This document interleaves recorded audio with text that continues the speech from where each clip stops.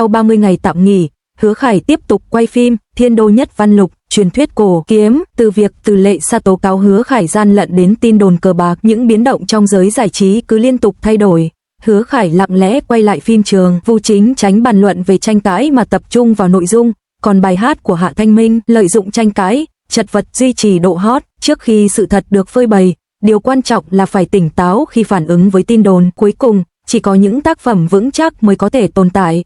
Các quầy dưa không bao giờ đóng cửa và các tìm kiếm nóng không bao giờ ngừng khi ngành giải trí trong nước trở nên nóng bỏng. Mọi người đều muốn xem chương trình, nhưng sự thật đôi khi còn tiết lộ nhiều hơn cả cốt truyện.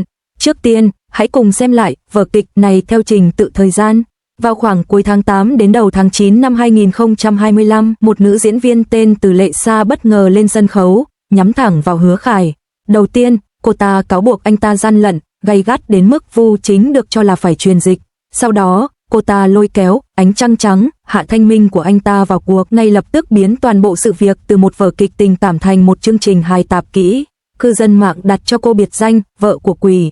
Nhận thấy dư luận đang đổ dồn về vợ của quỷ, Vu Chính đã đơn phương tuyên bố đình chiến và Hứa Khải đã khóa tài khoản Weibo hoàn toàn, dùng cách tiếp cận lạnh lùng để hạ nhiệt tình hình. Ngay khi mọi người nghĩ rằng sự việc đã kết thúc, Từ Lệ Sa và các blogger lá cải lại tung ra một quả bom tấn khác vào đầu tháng 9, cáo buộc Hứa Khải tham gia đánh bạc. Các tìm kiếm thịnh hành ngay lập tức lan truyền chóng mặt và tình hình chuyển biến rõ rệt sang một chiều hướng nghiêm trọng hơn. Lưu ý rằng đây đều là những tin đồn trên mạng, chưa có xác nhận chính thức. Hãy lưu ý điều này, tất cả những ai đang theo dõi bộ phim nên hết sức cảnh giác. Sau ngày 8 tháng 9, Từ Lệ Sa đột nhiên ngừng nhắc đến Hứa Khải trước công chúng. Cô thỉnh thoảng vẫn lên Weibo, đăng vài tấm ảnh và đùa giỡn với người hâm mộ, nhưng nhịp độ đã chậm lại đáng kể. Tròn 30 ngày sau, vào ngày 8 tháng 10, bộ phim đã đạt đến một bước ngoặt quan trọng. Từ Khải trở lại làm việc, địa điểm quay là ở Hoành Điếm, trên phim trường Thiên Đô Nhất Văn Lục. Trước đây là lệnh của thính giả, đây là lần đầu tiên anh xuất hiện trước công chúng kể từ vụ lùm xùm cuối tháng 8. Hôm đó, anh ăn mặc chỉnh tề, mũ kéo thấp, khẩu trang che kín mít, trang phục cực kỳ giản dị, rõ ràng là theo phong cách kín đáo, không có lễ khai mạc hoành tráng, cũng không có hàng loạt thông cáo báo chí. Suy cho cùng, đây vẫn là giai đoạn nhạy cảm và làm việc lặng lẽ, đáng tin cậy hơn quảng bá rầm rộ.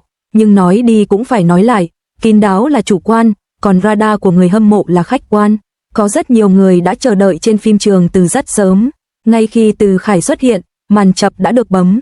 Các trợ lý đã hộ tống anh suốt chặng đường. Anh cúi đầu bước nhanh, thậm chí còn lịch sự gật đầu trước khi lên xe. Khung cảnh vừa nghiêm trang vừa căng thẳng. Thiên Đô Nhất Văn Lục với sự tham gia của Từ Khải và Ngụy Minh Chiết trong vai nam chính. Những tin đồn trước đó về khả năng thay đổi dàn diễn viên dường như đã được giải quyết. Hứa Khải với một số bộ phim truyền hình và dự án thương mại sắp tới, giờ đây có thể yên tâm sau sự cố chấn động Quỷ Vương Quyền. Tuy nhiên, liệu bộ phim có thực sự hạ cánh an toàn hay không còn tùy thuộc vào dư luận sau đó và hiệu quả của tác phẩm. Tài khoản Weibo của Vu Chính đã hoạt động trở lại sau hơn 2 tuần gián đoạn và nhịp độ của anh cũng đã trở lại, với những bài đăng dài cứ vài ngày lại đăng một lần. Nhưng trùng hợp thay, anh không hề nhắc đến Từ Lệ Sa và ngay cả Hứa Khải dường như cũng không tồn tại. Với phương châm tôi tận hưởng những năm tháng bình yên, các bài đăng trên Weibo của anh hiện tập trung vào 4 chủ đề chính: kiểm tra các bữa ăn lành mạnh, theo dõi các bộ phim ngắn, chuẩn bị cho các dự án mới và chia sẻ những hiểu biết về kinh doanh. Anh vẫn duy trì trạng thái ổn định nhưng dường như cũng đang sử dụng nội dung để tránh né tình hình hiện tại. He Sung Minh, Ánh Trăng Trắng, người vô tình bị liên lụy vào cuộc tranh cãi này, có lẽ đã dựa vào sự nhanh trí của mình để thu hút lượng truy cập khổng lồ. Ban đầu, anh tập trung vào khả năng chơi và phản hồi meme với những tương tác thường xuyên trong các buổi phát trực tiếp và phần bình luận, dần dần tăng độ nổi tiếng. Ấn tượng hơn nữa, anh bắt đầu hướng lượng truy cập này đến công việc kinh doanh của mình. Vào ngày 6 tháng 10, đúng Tết Trung Thu, anh đã trực tiếp phát hành đĩa đơn solo Ánh Trăng Trắng, đúng như tên gọi. Trước đó, anh đã nửa đùa nửa thật trong một buổi phát trực tiếp rằng anh muốn Vu Chính viết lời, nhưng Vu Chính đã từ chối, vì vậy anh đã tự mình giải quyết vấn đề. Đây là lần đầu tiên anh phát hành bài hát sau hơn 2 năm, lần hợp tác trước đó với Trang Chi và 3 người khác. Kết quả là gì? Meme Ánh Trăng Trắng đã nguội lạnh rõ rệt và bản phát hành Tết Trung Thu của anh thậm chí còn không có xu hướng. Lượng truy cập, hóa ra, cũ rồi mà vẫn thích cái mới. Việc chỉ dựa vào một meme duy nhất đã hạn chế tính bền vững. Nếu anh ấy thực sự muốn nổi tiếng hơn, anh ấy sẽ cần nhiều tác phẩm thành công hơn và có thành tích ổn định hơn. Nhìn lại cuộc giằng co trong giai đoạn này, mối liên hệ tình cảm được đặt lên hàng đầu. Tiếp theo là dư luận, và tin đồn trên mạng cùng thực tế giằng co lẫn nhau. Hàng loạt đòn công kích của Từ Lệ Sa thể hiện rõ cảm xúc sắc bén và kỹ năng kể chuyện tài tình. Tuy nhiên, khi nói đến những cáo buộc nghiêm trọng như cờ bạc, lời kết vẫn cần đến thẩm quyền và bằng chứng xác thực. Về vấn đề này, ngành công nghiệp giải trí có một quy trình quản lý khủng hoảng, được thiết lập bài bản, các bên liên quan xử lý tình huống một cách bình tĩnh, ẩn náu một thời gian ngắn, quay lại làm việc vào thời điểm thích hợp và dùng công việc để đánh lạc hướng sự chú ý. Nhiều người trước đây đã dựa vào truyền miệng để xoay chuyển tình thế, trong khi những người khác thì biến mất giữa chừng. Ai cũng hiểu các chiêu trò, nhưng việc họ có thành công hay không còn tùy thuộc vào vận may và thế mạnh của từng bên. Cư dân mạng rõ ràng đang thay đổi lập trường, một số người vẫn ủng hộ vợ quỷ, ca ngợi lòng dũng cảm của cô. Những người khác kêu gọi sự lý trí, nhấn mạnh rằng những tiết lộ này là vô căn cứ, và một số người ngoài cuộc đã chuyển sang săn lùng tin đồn mới. Internet có trí nhớ ngắn hạn, và tiếng vang thậm chí còn ngắn hơn. Những gì thường tồn tại chỉ là những nỗ lực bền bỉ và ranh giới rõ ràng. Xét về mặt logic, nếu sự việc này thực sự được xác nhận thì không thể giải quyết chỉ bằng một lời xin lỗi. Nếu số tiền đánh bạc lớn và nhiều người tổ chức tham gia, người đó có thể phải chịu trách nhiệm hình sự và có thể bị phạt tù dưới 3 năm. Nếu là người khác, có lẽ họ sẽ phải ẩn náu một thời gian và chờ cơn bão đi qua, hoặc ít nhất là đưa ra tuyên bố. Nhưng còn Hứa Khải thì sao? Anh ta không nói một lời mà gia nhập đoàn. Có tin đồn rằng ông đã bị thay thế, nhưng bây giờ điều đó hoàn toàn không đúng. Ngay khi những bức ảnh tĩnh được công bố, người hâm mộ đã ngay lập tức tràn ngập màn hình với những bình luận như công việc đã bắt đầu, suôn sẻ và mong chờ bộ phim mới, mà không hề đề cập gì đến việc đánh bạc. Cũng có người chỉ trích tôi trên mạng, có người nói rằng nếu không có lời giải thích cho vụ án hình sự thì làm sao anh ấy có thể quay lại đóng phim, ngành công nghiệp giải trí có vô luật pháp không? Một số người còn hỏi, chúng ta không cần câu trả lời chính thức sao? Việc tiếp tục làm việc mà không có lời giải thích rõ ràng là thái độ gì? Trên thực tế, vẫn còn nhiều nghi ngờ về vấn đề này. Số tiền 6.000 nhân dân tệ cuối cùng đã được trả lại, điều này cho thấy đây có thể không phải là canh bạc chắc thắng. Trong video về khách sạn Thanh Đảo, người ta chỉ nghe thấy tiếng động chứ không thấy bàn chơi bài, nên có thể đây là một ván bài để giải trí giữa bạn bè.